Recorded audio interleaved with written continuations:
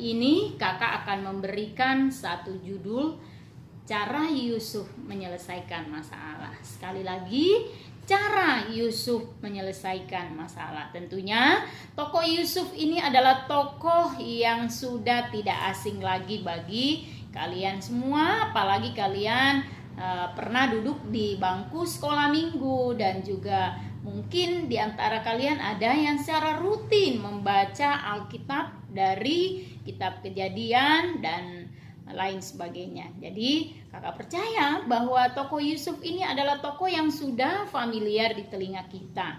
Nah, kali ini kita akan belajar dari tokoh Yusuf mengenai bagaimana Yusuf menyelesaikan masalah yang dihadapinya. Nah, adik-adik yang ada di rumah, kita flashback sejenak mengenai tokoh Yusuf ini. Siapa sih Yusuf itu? Nah, Yusuf adalah anak dari Bapak Yakub. Kita ketahui bahwa Yakub itu adalah anak dari Ishak, ya, dan Ishak tentunya adalah anak dari Abraham. Itu berarti bahwa Yusuf ini adalah cicit dari Abraham, dan ibunya bernama Rahel. Yusuf adalah anak kesayangan Yakub.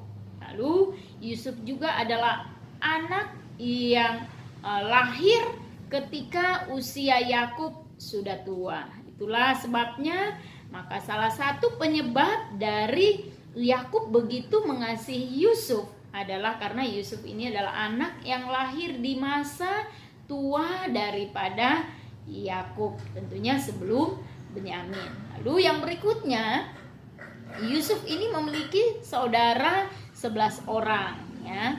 Jadi Yusuf adalah anak kedua dari bungsu. Lalu yang berikut adalah Yusuf adalah anak yang taat kepada Tuhan dan juga orang tuanya.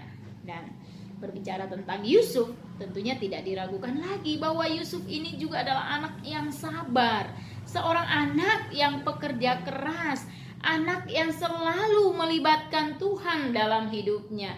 Yusuf adalah anak yang jujur, seorang anak yang punya mental yang begitu kuat.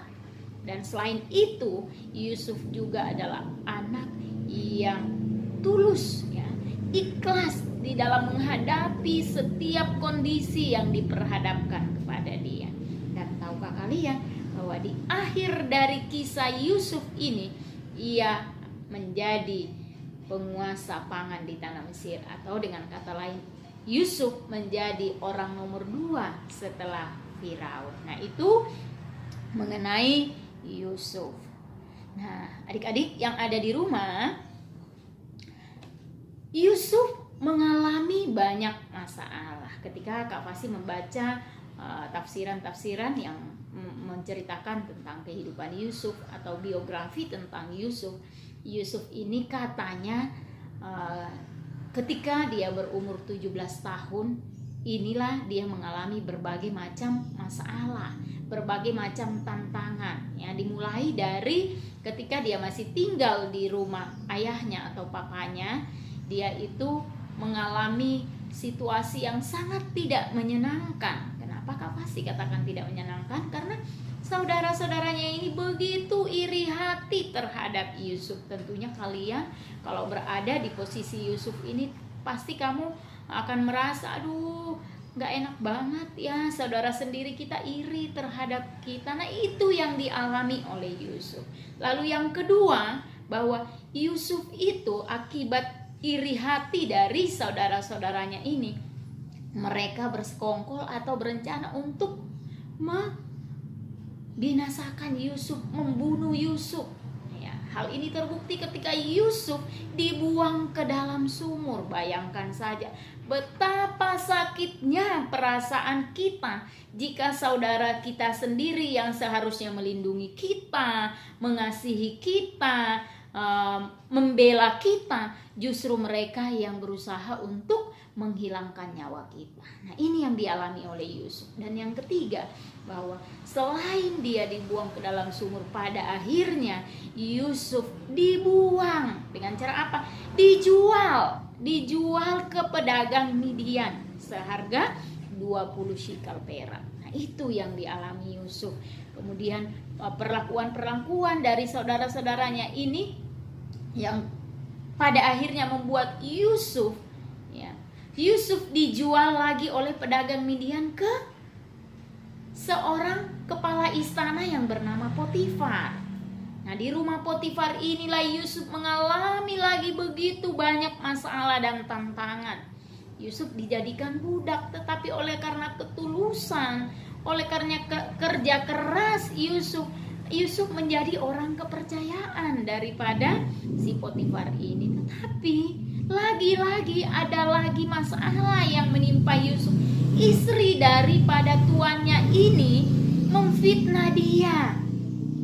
Ya, akibatnya Yusuf dijebloskan ke dalam penjara. Nah, itu berarti bahwa Yusuf ini adalah orang yang begitu menderita oleh karena perbuatan saudara-saudaranya sendiri. Yusuf begitu mengalami banyak tantangan hidup yang secara manusia pasti kita akan berkata, aduh Tuhan, kok saya begitu susah, saya begitu sulit, kok saya seperti ini hidup saya. Ya, tetapi di dalam kisah Yusuf ini Kak pasti tidak menemukan bahwa Yusuf mengeluh. Nah, adik-adik yang ada di rumah, bagaimana sih Yusuf menyelesaikan masalah yang dialami? Bagaimana sih Yusuf menghadapi akan penderitaan yang dialami? Yang pertama adalah Yusuf tabah, tidak mengeluh, tetap ikhlas dan menjalaninya dengan lapang dada. Yusuf begitu sabar. Dia sadar, dia tahu persis bahwa Tuhan menyertainya. Tuhan pasti menolongnya. Itu yang pertama. Lalu yang kedua adalah Yusuf selalu melibatkan Tuhan dalam setiap masalah yang dia alami. Sehingga apa? Sehingga membuat dia kuat menghadapi masalah apapun yang menimpanya. Karena apa?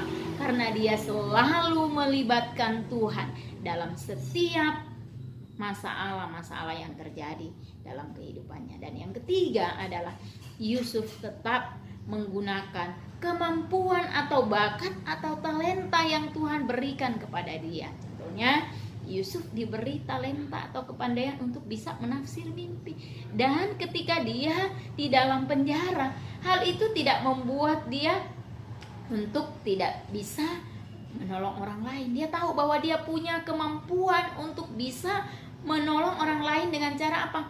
Mengartikan mimpi dari teman-temannya yang ada di dalam penjara. Ketika mereka melihat teman-temannya itu sedang dirundung kegelisahan, ya, oleh karena mimpi yang mereka alami, Yusuf datang sebagai teman yang memberikan jalan keluar dengan cara apa? Mengartikan mimpi mereka. Nah, itu yang ketiga. Dan yang keempat, poin yang keempat, yaitu cara Yusuf menyelesaikan masalah yang dialami adalah Yusuf melihat bahwa semua tantangan hidup yang dialami sebagai suatu proses dari rencana Allah dalam kehidupannya. Ya, hal ini terbukti ketika Yusuf bertemu dengan saudara-saudaranya. Ya, apa yang Yusuf lakukan? Yusuf memaafkan, Yusuf mengampuni, Yusuf tidak mempermalukan, Yusuf malah memperbaiki hubungan dengan mereka tanpa membuat saudara-saudaranya itu merasa bersalah. Ini suatu hal yang luar biasa, ya. Kesempatan Yusuf saat itu untuk membalas dendam terhadap saudara-saudaranya tidak dimanfaatkan, tetapi dia memilih untuk mengampuni, memaafkan, dan juga membuat saudara-saudaranya itu untuk tetap percaya diri tanpa merasa bersalah. Nah, demikian firman Tuhan pada pagi hari ini. Anak-anak remaja yang ada di rumah, Kak pasti berharap kalian menjadi anak-anak yang kuat, anak-anak yang tegar, anak-anak yang selalu bersandar dan berharap kepada Tuhan. Dan akhir kata Kakak ucapkan selamat pagi, selamat hari Minggu, dan Tuhan Yesus memberkati. Bye-bye, Tuhan berkati semuanya.